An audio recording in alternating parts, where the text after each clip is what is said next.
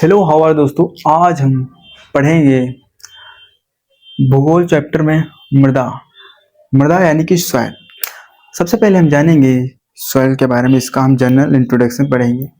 General introduction में बताएंगे आपको मृदा क्या है और ये किससे मिलकर बनी होती है और इसमें कौन कौन से तत्व विद्यमान हैं।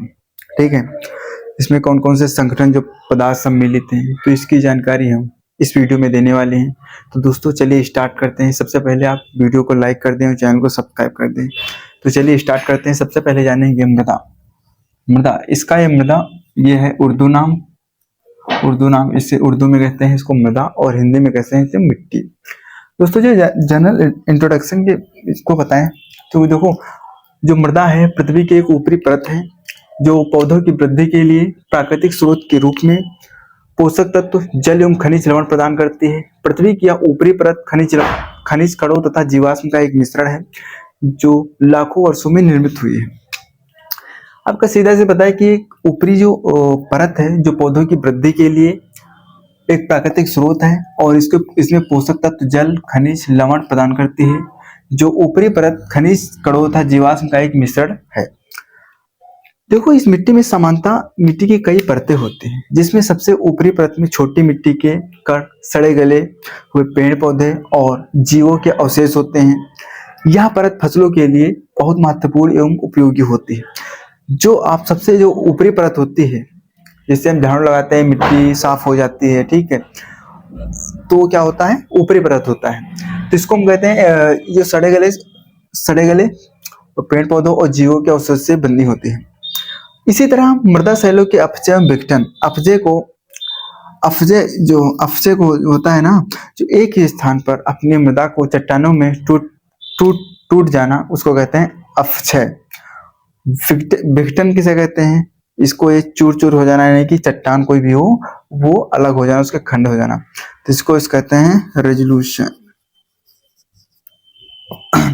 और ये जो है मृदा शैलों के अपक्षय विघटन से उत्पन्न भू पदार्थों के अलावा तब विभिन्न पदार्थों का सम्मिश्रण होता है जो पृथ्वी की सतह को विकसित करता है।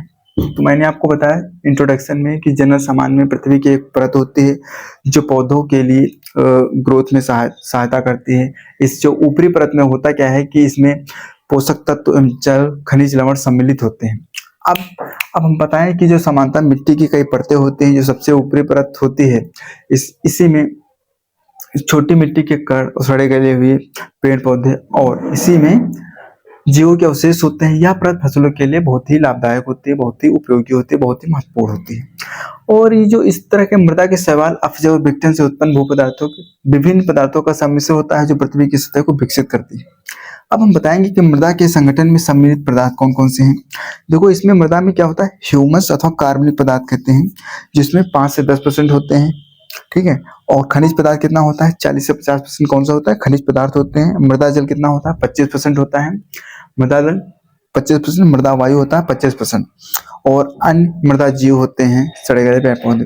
तो इस प्रकार से मैंने आपको बताया कि इस मृदा में संगठन वाले सम्मिलित पदार्थ कौन से हैं। तो मैंने बताया ह्यूमस तथा कार्बनिक पदार्थ हैं जो 5 से 10% होते हैं, और खनिज पदार्थ 40 से 50% होते हैं, और मृदा जल 25% होता है, और मृदा वायु भी 25% होती है। तो दोस्तों मैंने आपको मृदा के बारे में बताया, इसका जनरल इंट्रोडक्शन बताया कि इसमें जो परत होती है किससे बनी होती है। दोस्तों अब नेक्स्ट वीडियो में जानेंगे कि मृदा सॉइल है वो कितने भागों में बटी हुई है और इसके कौन कौन से भाग हैं। तो इस आगे हम बताएंगे आपको लेटराइट मिट्टी के बारे में, जलोढ़ मिट्टी के बारे में, और शुष्क मिट्टी के बारे में, और ब्लैक सॉइल के बारे में।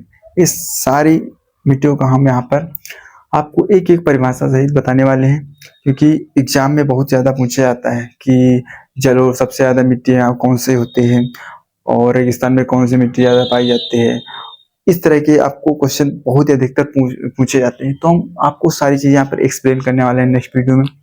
तब तक के लिए हमारे चैनल को सब्सक्राइब करें और वीडियो को लाइक करें। मिलते हैं नेक्स्ट